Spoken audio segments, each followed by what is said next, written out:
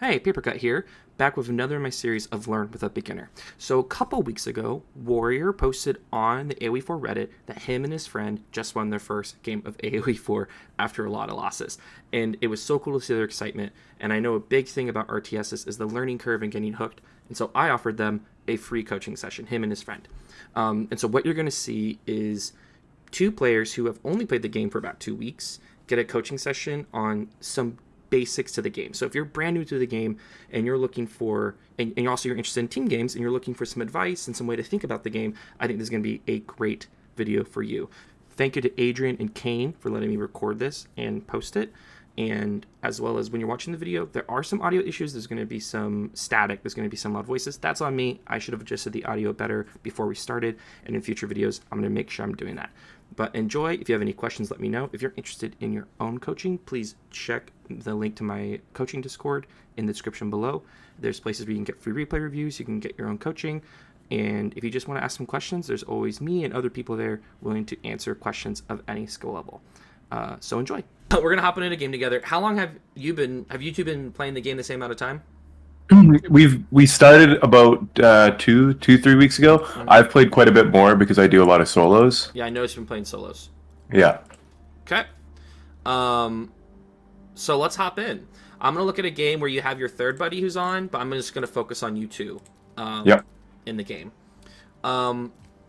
So a big thing about Age of Empires, any RTS, I would consider the game split into two. There's a lot of different skills you have to understand, but there's two main skills, which is your macro, your eco, and your micro, your units. Any questions about that idea?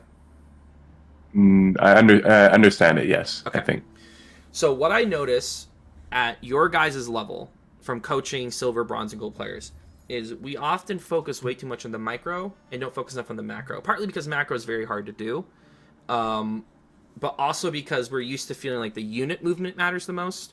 In reality, it's are we staying up our eco to our goal and executing that as best as we can. Yeah. So the biggest thing that's going to help you guys improve fastest is just having a goal in mind when you're playing the game. What are you trying to do as a unit, especially as a team when you guys are playing together? But even if you're playing by yourself, what's your goal in your game? So when you enter a game like this, 3v3, what's the goal? What's like the plan entering?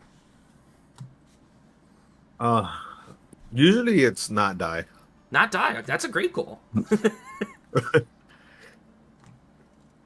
I feel like that's like the hardest thing is we always get rushed early, so we always try to play to not die early. Okay. Which is funny because in this game you guys didn't get rushed. Yeah, this game we didn't. We did not. I think I don't remember this game. Actually. I'm trying to remember this one. Would you say most of the time you guys get rushed? We get yeah. rushed fairly often, yeah. Like as soon as we hit feudal age is where we start to lose units. I find a lot of people, rush in kind of the feudal age, and that's where we struggle because I feel like we struggle to put any pressure during the feudal age, and we get a lot of pressure. We get pressured a lot in feudal age, and then from there we kind of just go downhill. Do you remember? I'd like to look at that thing because that's the thing you're struggling with. Let's talk about that. Okay. So here's the thing. The meta in both single player and team games is feudal aggression. There's a lot of reasons for that. Why do you guys think that's a common strategy? I mean, I think for us personally, it's because we both play relatively, like we play civs that are stronger later in game, and that's what we know how to play. And I feel like we could branch out and learn other civs, but since we're playing civs that are stronger late game, we get pushed earlier game, so we can't get that boom late game. Agreed. Any other Also, reason? units are weaker in those ages. I'd say, from a coaching perspective, a big reason why I think aggression is so common is that aggression is easier. If you think about if you were to kind of divide once again play styles into two, you have eco defensive where you're putting a lot into eco. You're growing. You're trying to make as big of an army as possible using a larger economy, and then you have I just go attack immediately. Attacking is generally an easier skill set. I make units. I stick around the opponent. I don't let them leave. I go in and finish them. That's not to say it's easy, but if you were to pick a play style, aggression is easier, and it prevents you from having to do kind of a tiring longer game. So Yeah. I think people just tend to go, all right, I'm just gonna go all in, especially because the civs that tend to be most popular for new players, English and French, are the two most popular new player civs, and they are geared towards early aggression. Mhm. And so people tend to play that way. Defensive, on the other hand, is harder. It's harder to defend. Sometimes the way to play defensive is kind of counterintuitive, and honestly, like psychologically, morally, it kind of sucks to get crushed. It's better to be the person going to attack. I bring this up because I don't think you guys need to switch your civs. If you want to switch your civs, go ahead. But if you really like China, if you really like HRE, play the civs. You just need to adjust to what is going on, basically. Yep. So a big thing is you guys probably cannot rush Naked Castle. Naked Castle being no units. Or you can, Kane, but Adrian can't. What do you mean naked rush? A Naked Castle is going castle without making a single unit. Thanks for the Yep. clarification question. Yeah. It's just not possible. And I can because I have the palace that allows me to produce lots of units early in castle, correct? Well, you could go Burgrave, but you should not go Burgrave. Okay. And we'll talk about why when we get to that moment. No, for you, it's because you can get to castle so quickly. With your prelate and with your Aachen Chapel, you can get there very, very fast. Yep. And with your towers and your power of emergency repair, you can kind of survive longer under pressure than other people can. Mm-hmm. Instead, what I'm going to suggest is you do a castle rush, like you did. I've seen you execute it. It's a pretty solid one. You put a tower, you start making units. Yeah. While Adrian, you go full Zugnu and try to make them as fast as many as possible. Because I'm sorry, go full what? Zugnu. Well, I don't know. What is that? Ooh, okay. So that's good. That's why we're doing. That's why we're doing this. Yeah. That is one of your most powerful units. It is a unit. Oh, the archers, right? The archer that does the triple shot. Yeah. Chop, chop, chop. Yeah. Oh, okay. I was like, what are you saying? I know what you're talking about. They solve all of your problems. Yeah, I didn't notice how strong they were until I started making like 5 of them at a time, and then I was like, oh my god, these guys can hold their own so easily. A legitimate Chinese strategy is to go feudal rush of Zugnu, and you just make so many of them that even knights die to them, just because they don't do a lot of damage, but hitting 3 times in a row. So like, even if you're doing 1 damage, if you have 20 of them, that means you're doing 60 damage a pop. And they will melt things. And that's if they're doing 1 damage. If they're doing 2 damage, they're doing 120 a pop. So it's like, it is very powerful, and all you need is a few spears early on in case of knights. But your goal should be... Actually, something funny is I didn't know I had a barracks probably until like, I don't know, 4 days ago. So I wasn't really building spearmen because I didn't know I could build them because I never looked at it. Yeah. So, have you read the bonuses of China? Yeah. Okay. So, because you understand imperial officials, I guess the only one I should cover then is that generally Are you talking about like the dynasties, or more so like the buildings they do, the buildings themselves? Buildings themselves and dynasties. Okay. Yeah, I know the dynasties. Special. The dynasties, and I don't know. I think I blank on some of the buildings, like more so in like H2 and 3. Like I don't really build them. Like I haven't. I built I think like 4 keeps ever. Okay. We don't even need to worry about that right now. The key is making sure you understand what you can make and what's effective to make. Okay. But yes, you can make a barracks in the Dark Age, and then in the Feudal Age, you can now add everything: archery range, stable, blacksmith. Your special unit is the Zugnu in the archery range. In the barracks, it's the Palace Guard, which you can get in castle. Kane, would you say your normal strategy is the castle rush? My normal strategy is the castle rush, yes. Yeah, and that's what every HRE player has to do. You just have to. The only time I would say that I don't castle rush is I would say if I'm playing Mongols, I would play it a little differently because I would build more towers Mm-hmm. to defend myself, but I would still be rushing towards castle. Mm-hmm. And let's talk about what your opponents are going to do. Your opponents are French in Order of the Dragon, Yep.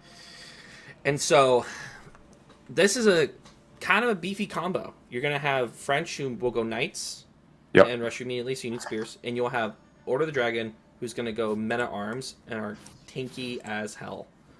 The counter to both these units is castle, because you can get crossbows, you can get your own men at arms. Though you have men at arms and feudal, I have men at arms and feudal. they're Yeah. not going to hold up. They don't hold up against knights, and they don't hold up against Order of the Dragon men at arms. Mm-hmm. But until you can get there, how do you survive? Order of the Dragon. You guys know how Order of the Dragon works? No. No. Okay. Order of the Dragon's whole deal is that they make things slower, but they're much stronger. So it's quality over quantity. Yep. So if you fight any other units 1-on-1, you will lose. In fact, they often win 1v2. So like if you take 2 of your men at arms, you will probably lose 2 men at arms to his 1 man at arm. Under some circumstances. Other circumstances you might win. But if it's just pure feudal and he's doing his like best version, which is mine work, he gets this special upgrade that makes his men at arms really strong, you will lose. The way to counter that is numbers. You outmass them. Okay. And which of you has the mechanism to make units very quickly? It's Adrian. I can. Yeah. How can you make units faster than normal?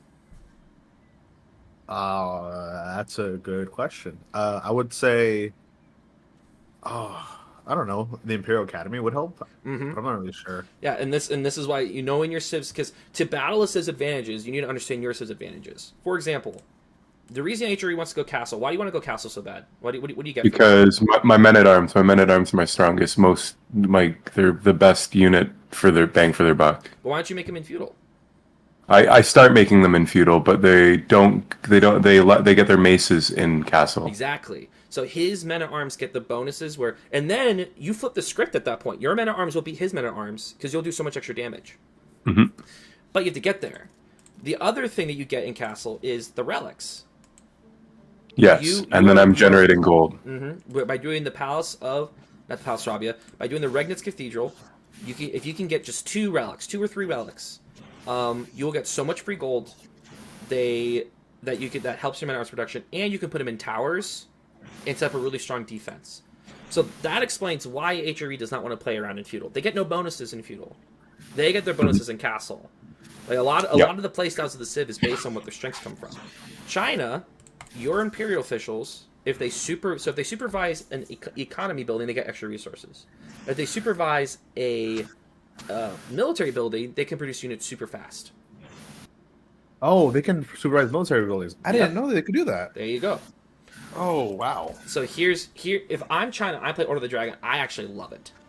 Because I know he's going to try to rush me with men at arms. And all I need to do is just sit in my base, and if I can just get a shit ton of Zugnu, eventually I just melt him. He cannot, the weakness of Order of the Dragon, they cannot make units fast. They can't. And so early on, they have to make them one at a time very slowly, and I'm just pumping Zugnu. And eventually I just melt them. That's all it takes. And so your goal is you got to be the army to delay, to let Kane get his power spike, which is getting men at arms out and getting relics. If you can do that, he then covers you while you go castle, and that's going to be your best move. And then once you're both castle, you'll be in a lot better spot. So Okay. I just have a quick question. Yeah. Once I hit castle, would you recommend that I start pushing, like having aggression on them, try and take out some vills with my men at arms? No, because most likely you guys will be swamped. And, like, you're going to be attacked. So you won't even be able to get to his base. You will have to immediately make units. Okay. Yep. Now, I suggest you open up stables, actually. The reason I suggest you open up stables, and I've seen you do this, it's if you've watched any HRE build order, you understand why. But Adrian, the reason, what's good about opening up stables? Do you think? You can protect. You can fight against what's it called? I can Spearmen. take You can for fight the. against spearmen.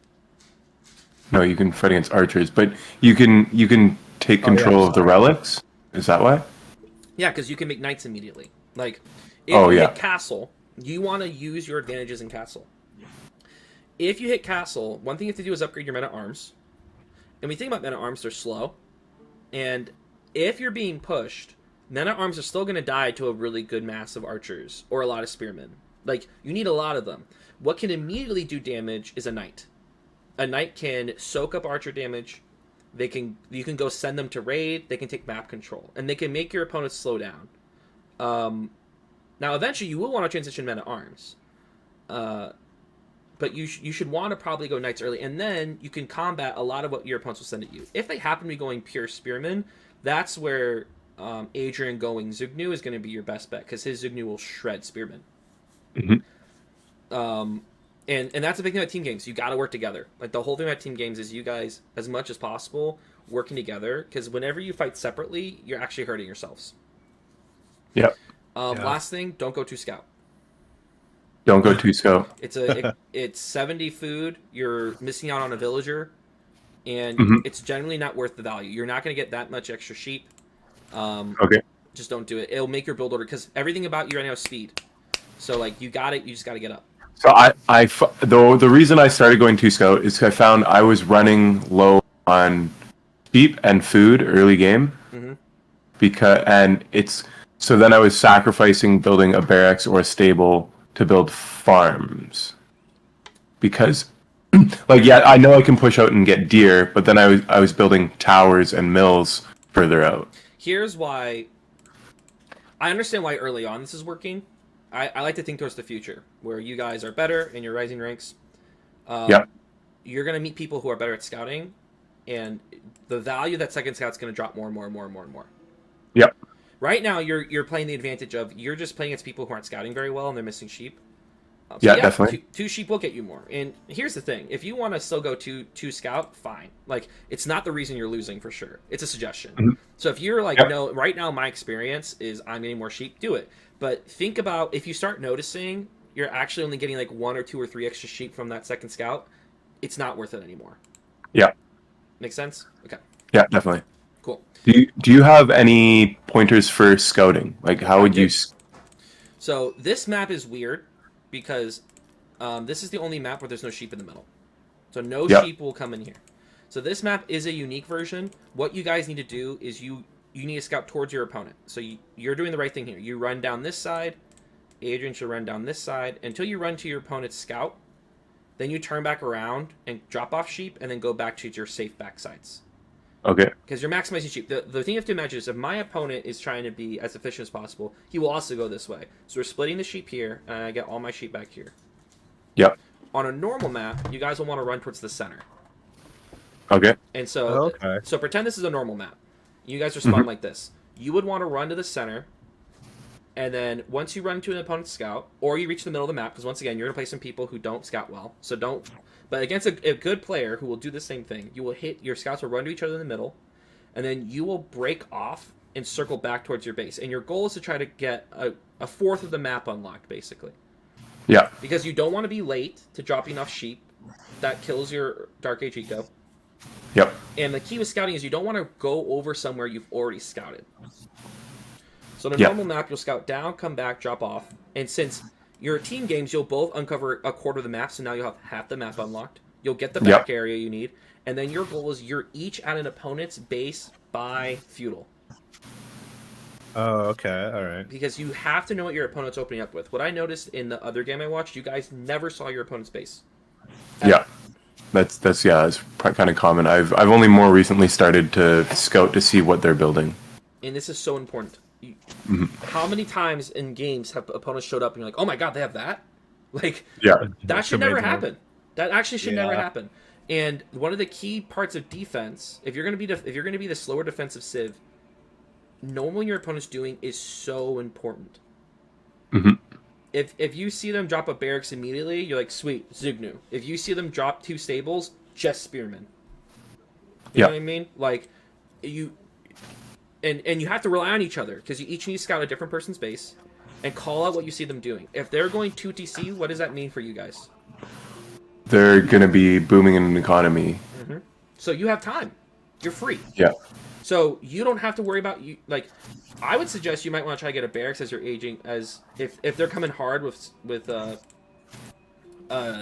knights, you'll probably want to drop a barracks. Yeah. If they're not though, if they're going 2TC, you have enough space to just rush castle. That means, Adrian, you might, if they both go 2TC, you have space to go castle. You can just not make units and go castle, or you could go 2TC yourself. But you won't know that unless you're by their base. Yep. So the first big goal for you guys as a team is by the time you guys hit feudal and your opponents hit feudal, your scouts at their base seeing what they're doing. You have to see their opening moves. And if you lose your scout, make another one, either out of your TC or out of stable. Like, it's that important. Yep. But that's my scouting tip. And Okay. so, watching you guys opening, I trust your opening, Adrian. We just talked about a better opening for you. Nice sheep amounts. So from now on, you're gonna try to do the one I emulated, practice it, use the video to rewatch it. We're friends now, so if you want to watch one of my games, you can just watch one of my games. Any China game, I do the same opening. Okay. Yeah. No, I like your opening a lot more. It's just better. Really. Yeah.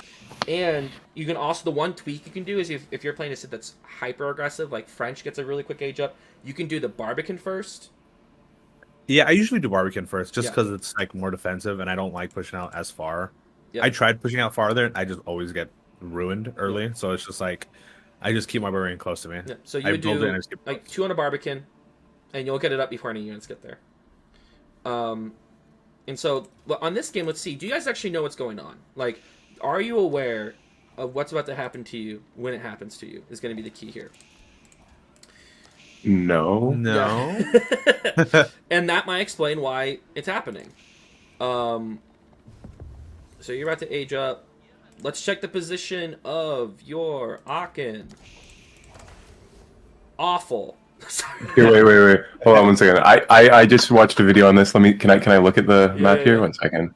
Yeah. Okay, so I have tree line, I have gold, I have so I should have placed it back on the deer and the wood line and the gold over there. Literally where this house where that house, yeah, where that house is. Where this house is. Yeah. Why is this a bad spot?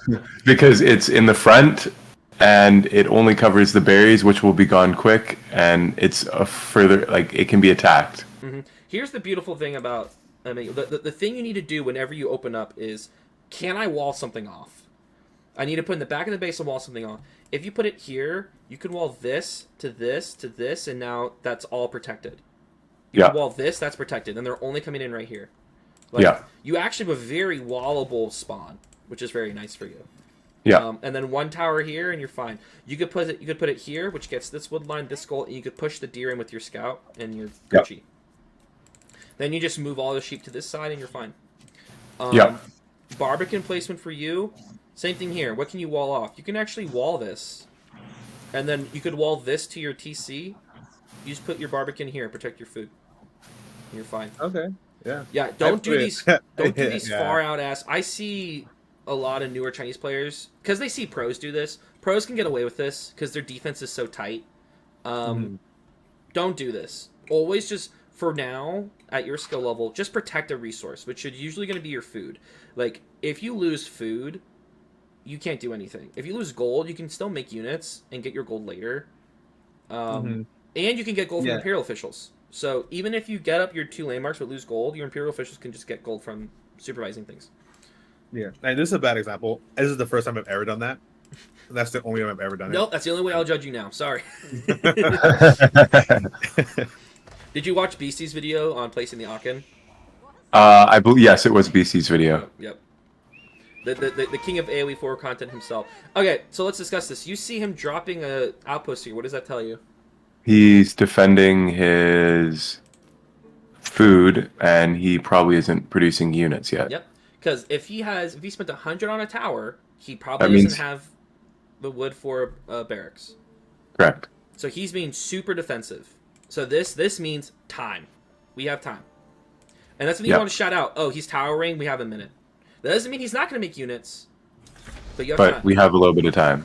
And that means French players will generally raid the person across from them. You are the one who needs to be worried right now. So the question becomes, can Adrian get up a barracks in time and send you a spearman? Send you a couple spearmen? He can.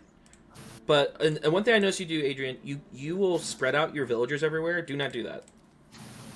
Okay. Because for Yeah. example, I'll stop. you want to put like the game I was watching. You built like 3 different gold mines with like 2 different villagers on each one. You're losing out on your A lot of wood, and you're wasting wood. Yeah. You want all your wood villagers right here, because let's say units do show up. You want them close to the TC so it's safe. And if you wall this up and place Barbican here, no one's really going to get back here, so this is safe. So it's like, keep, as much as possible, you are both players who you want to keep contained bases for defensive purposes. So I just have a quick question about that. I find that I hit castle and then I start to expand a little bit more in castle. But I'll always when I go imperial, I'll normally in this game. What I would do, I would probably build when I go imperial, I build the second town center. Yeah, the Swabia. And yeah, I would build it kind of in the back corner area. Yep. Yeah, like right here. Yeah. So it's touching a wood line. I can get lots of wood and then build farms on it. Mm-hmm.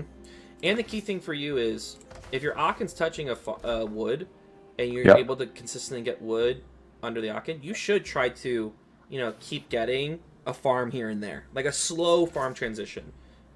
Is really really helpful to you. Why are you putting the barracks so far away? You both do this. I notice you both put your barracks against the wall. I don't know why I do that. It's just a habit, I guess. Adrian, you have a reason? I actually don't know why. I think I've done it probably half the times I played, and then the other times I just put it right next to my town center. I don't really know what to put it. I don't know. What's the potential that could happen if you put it so far away from your base? I can get raided. It just gets destroyed. No shit. If he gets 2 knights here and an archer, he could just kill this. There's nothing you could do. It's gone. Everything early game should be within the confines of your TC circle here. Okay. This nice little protected barrier. And for you, Adrian, all your early military buildings should be around the Imperial Academy. So that when they make units, you get extra gold. And here's another thing. It also helps defensively to have your buildings very close to each other. You don't want them in Akin range. Akin is your special spot, but the Akin should be back here. But if we're thinking purely defensively, one bonus of keeping your buildings very close together creates choke points. So if you have 5 spears and they have 8 knights, the knights will get stuck. They can't go over each other, which allows your spears to be that much more effective. Yeah. Same thing. Then you're fighting. Yeah. So one strategy I've used 100 times as China is I'm getting pushed. I have a bunch of Zugnu and crossbows and a few men at arms, and I have a nest of bees, and they push into my maze of a base, and they get stuck in these choke points, and my nest of bees just kills them. Yeah. I've seen that because I've done around a canal where it's really closed off because of the river. Mm-hmm. I build inside there and I could see them trying to snake their way into my base. Yeah. And I've noticed before because my the bees have also done that before too. And I'm that makes more sense. That just makes more sense. Mm-hmm. So keep it close. Also, don't build with 4. This is got it. You need to think that every villager is extremely valuable, and every village that's building is not collecting resources. And when you're castle rushing, you gotta get it up. Yep. Also, the first thing I'd always get for you is a tower on the goal. When you get that tower, what you need to do is immediately send 3 villagers to stone and do 1 round of stone gathering. You don't even need to build a mining camp, just 1 round of stone gathering. Because you need to get the arrow slits upgrade. For a tower. For a tower. Have you read what arrow slits does? It's pretty much it doesn't automatically shoot arrows without having people in there. Arrows makes the range larger and makes the damage greater. So you'll notice 5 villagers in a tower of arrow slits will do legitimate damage against the knight. Okay. It does work. And for you, Adrian, yours is even better because you have cannonballs which ignore heavy armor. Oh. And in this one, where the gold is within the range of the town center, do I still need to worry about building a tower there?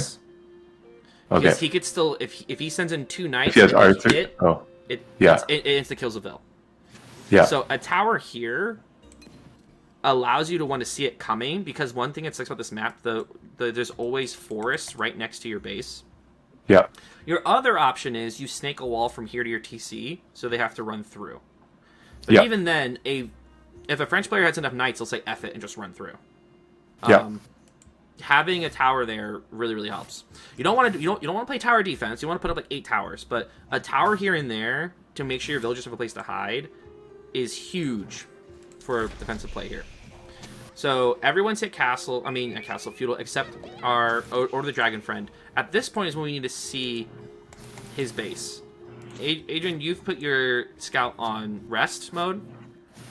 I do that a lot. He needs to be out, and even if your micro is like, I don't have the best time mark, do what he's done here and just put it near the opponent's base on like a patrol. I don't use patrol often. I should be using that more. But if you were scouting a little bit far forward, because what you've done here by putting it here is now you'll know when they're on the way. That's a little bit late, right? But it doesn't know when they're producing. If you stepped halfway closer, you would notice he just dropped a stable and 2 archer ranges. What's that tell you?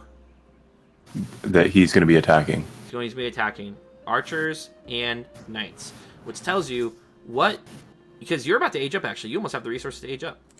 Yeah. How are you doing? Yeah, and you notice how the inefficiency is killing you right here. You don't even have your second landmark up yet, and you're starting to drop an archery range. If you do the build I give you, you are putting our archery range ready to start making units with both landmarks up at this point. Okay, so here, just so between me and the light blue there, so he's putting up those and he's going to start producing really quick. If I see that, do I still follow through with my rush on the castle? Yes, because here's why. One, this is why scouting really helps, because you didn't even drop this barracks yet. Yeah. If you had been scouting this, you would have seen he has no production yet, and he never made a knight, which is weird. Yeah. Usually French players would make an instant knight. I'll make a knight early and attack and try and pick off a vill. Which is why you'd want 2 spears at the start. Yeah. Just 2. That's all you need. You basically need 2 spears per knight. But he never did that, which you could have waited on the barracks until you saw the first knight. Yep.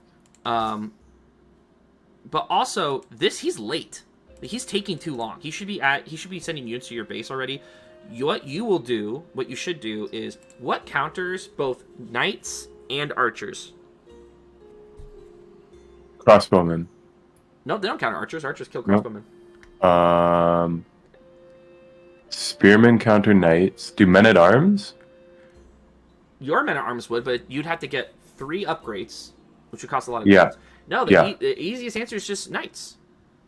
Your castle knights will beat his feudal knights and his archers, which is why I would suggest, if you see that, you go, sweet, I put down a stable. If I can just get knights, then I will eventually beat him back. That's all you need. Yeah. So I find if I'm producing knights cost a lot of gold, correct? Mm-hmm. Well, 100 gold, 120 food. Yeah, and if I'm aging, like if I go for my age up here, I'm going to spend my age up, and I feel like that's where I'm going to be running low on resources, and I'm not going to be able to produce knights. So how do we fix that? How do we have more gold going into castle? Would you train a second prelate? I would put more on gold. And this is a universal tip. If you're aging at the castle, you need to get more, because you need to spend so much gold when you age up. You always need more villagers on gold when you age up. So my suggestion is you should try to get to 5 to 6 on gold as you're aging up. Because think about it, if you can have a tower, you can have 5 on gold safely. Yeah. So for example, right now you have 9 on wood. It's too many.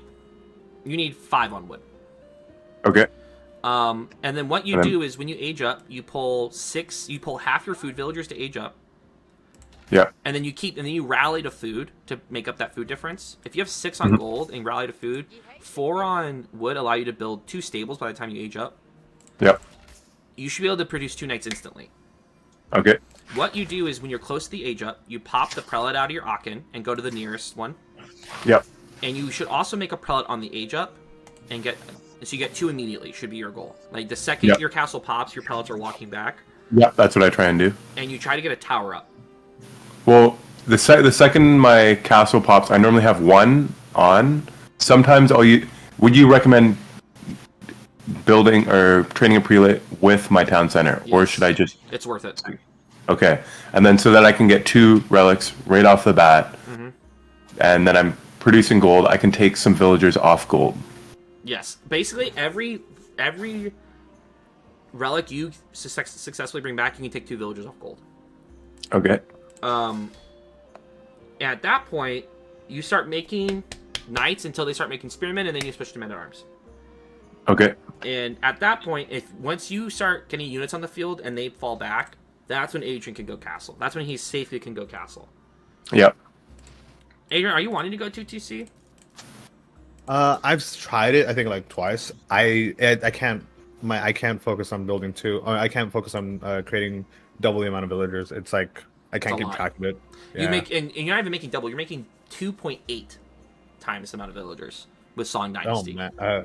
Yeah. Your 2TCs are almost 3TCs. That's why China 2TC is such a popular play.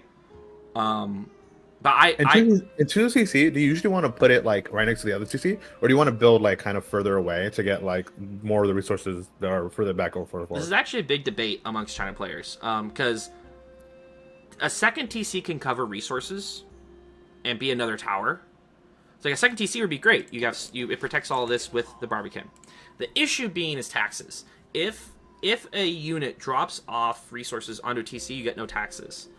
And so some China players will always put their TCs next to each other so that they're rallying together and your villagers are still doing economy. My suggestion is if it's not safe, if you know there's enemy units, you don't think you can drop it safely, put it right next to the same TC. If you have time, put it near a resource, but still have space to put in economy building. So I would have put it like here, so I can still put a lumber mill or a stone mine. Okay, yeah, I see. You know what I mean? Or on this deer pack, you could put it here, so or like right here in front of the deer pack, so that your villagers are still protected by the TC. But you could still put a mill here, and they're dropping it off at the mill, because the taxes are just so important to your economy. But yeah, I think right now doing a second TC is a little bit too much of a lift for you.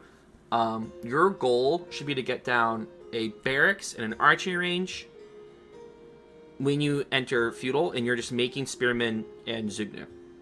That's your goal. Okay, yeah. And what you have is you have 1 imperial official on food, 1 on wood. Don't worry about gold, because you only will have 3 of those on gold, and you'll get gold from collecting taxes, so don't worry about being on gold. The 4th imperial official is just gathering. The 3rd imperial official is either watching archery range or barracks, and it's whatever you need the most of. So if the opponent has a lot of spears, if the opponent has a lot of knights, you supervise barracks.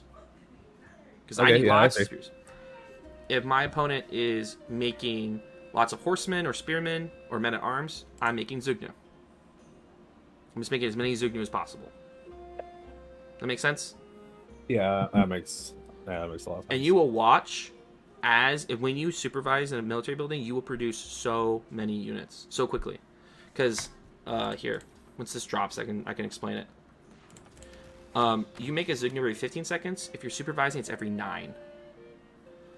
Wow. Oh wow, that shaved up a whole 6 seconds. Mm-hmm. And that allows you, as a defensive civ, that allows you to create an army almost out of nowhere. If you have the resources for it. So, and then you do kind of a baton handoff. He's gotten 3 relics. He's making units. Now you go castle, and he covers you. And then once you're both in castle, your comp is pretty straightforward. HRE, what does HRE make the best of? Men-at-arms. What does China make the best of? Zugnu. In castle, you unlock a new weapon that's even better, and that's your nested beast. Yeah, the nested beasts. The nested beasts are so good. What are those? They basically just take out a whole group of the army. Nested beast replaces the mangonel, and it does more damage. Oh, is that like rocket barrel thing? Mm-hmm. Gotcha. So you make 3-4 nested bees, you will slaughter everything, and then you would want to make. I would make Zugnu and crossbows, so a mix of those and nested bees, and that's it. And your whole attack plan is you pick someone to attack, and you cover nested bees with men-at-arms. His ranged units cover your men-at-arms. And just make sure nothing touches the nested bees. If they make spring ults, then you make spring ults in response. Pretty straightforward. Got it. Okay, yeah. And then your power play is castle. That's where you guys, but you have to get there, and so you're gonna have to practice this kind of like defense. Yeah. So let's see what happens here. We've done a lot of talking. Let's see what actually occurs. So you don't know what's happening. We stop scouting. Order the dragon guy, who just reached feudal. Very slow feudal from him.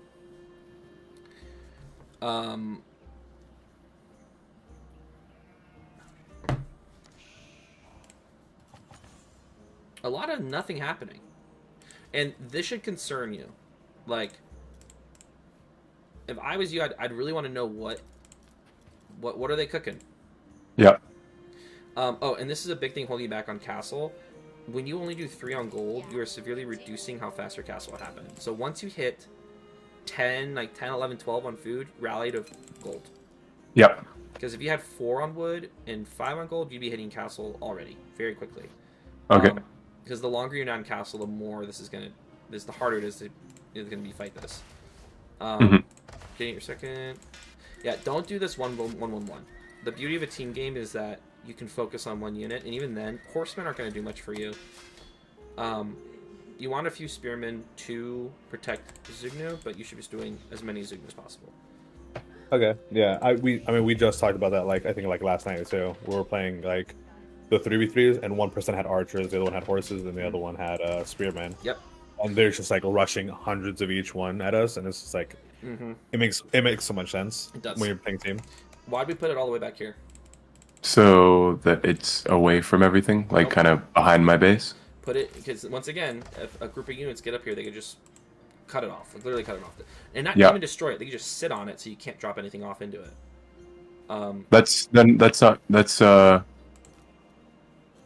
Oh, like, so I can't drop off my relic into it? Yeah.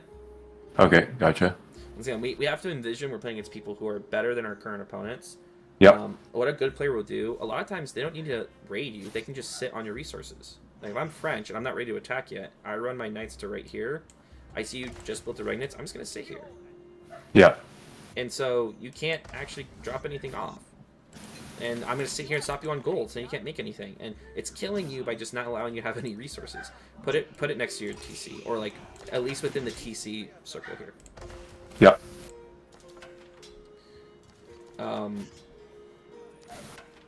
And that's the thing here. Without a plan, you notice how without a plan, you're kind of just doing stuff. You're just kind of making units without a real like reason to be making units. Yep. Yeah. And so, like, why are we making a horseman and spearman? Like, I feel like right now, if I was to ask you while you're playing this, you'd go, I don't know, I just need to make units, and that's and that's why. Actually, what happens in this game? I actually push into yellow here because I saw that he went H2 really late, so I was actually going to push in a little bit. I do it a little bit later, but that's the whole reason I did that was because I wanted to see what was going on and push it a little bit. And if you want to do that, send your scout first. Okay, yeah. Send your scout first, and then you can see. Oh, he has no units? Oh, hell yeah, we're going in. But also, if I was you, I'd be worried about HRE. Like, he's aging up, and if he gets attacked right now, he can't get any relics. Like, we need to think at this through a team lens just as much as we're thinking about what is possible for me to do right now. Okay, yeah. And so that doesn't mean leave your base unprotected, but like have a group of units ready right here, and if you are scouting and you see they're pushing him, you run over and help. If they're pushing you, your goal is to survive until he can get out castle units to come help you. It's pretty straightforward. So I'm curious. I'm watching your guys' point of view. I'm curious to see what's the thing that I'm guessing Keel shows up with like 1,000 units. That's what's gonna happen. Oh, that's not good. Yeah, so I reach. And what were you gonna say? Yeah, I reach castle, and that's when I should be producing knights here, correct? Yep. And I think what I do is I start producing. You don't do anything. You hit castle, and you've yet to grab a relic. Like you made 5 spearmen, 2 men at arms. You were just sending out your first prelate. You need to pop the prelate out of the Aachen. Yeah.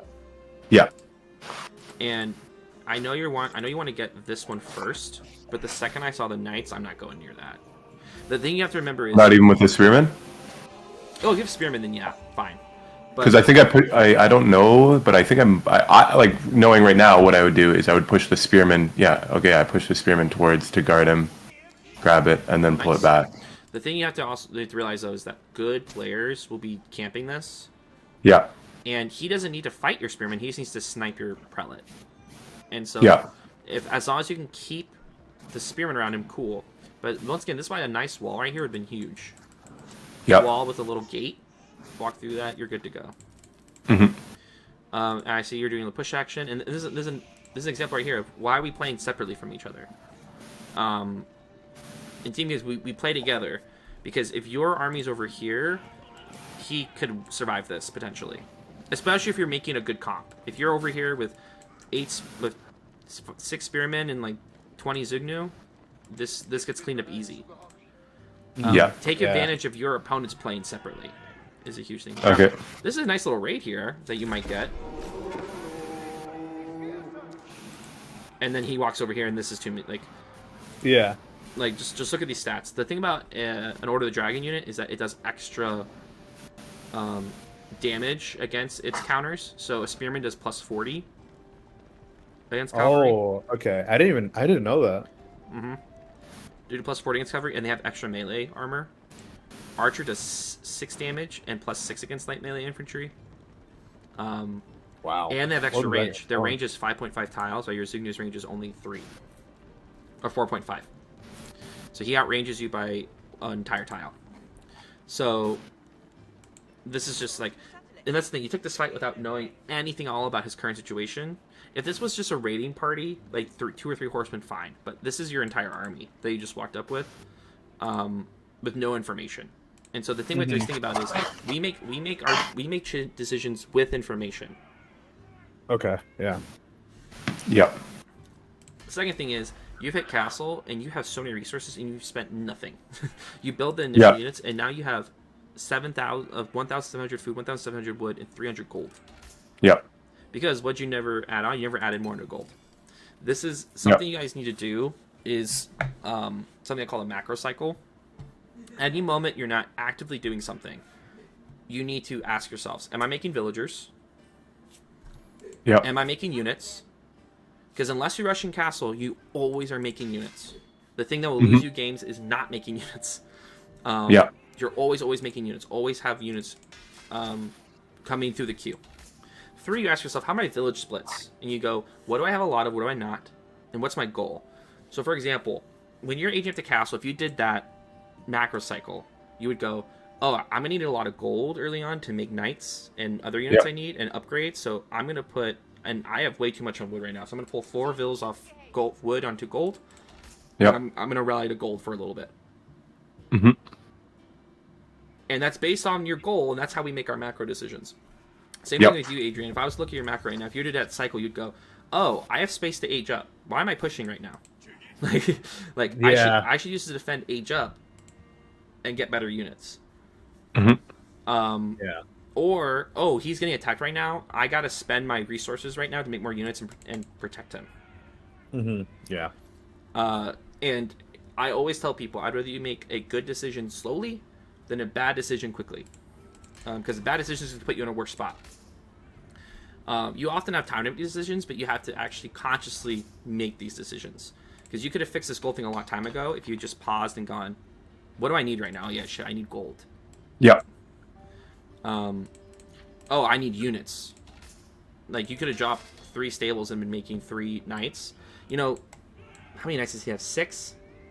5 knights basically turns this. Yep. Because his archers will do nothing to them. And it's a completely different game.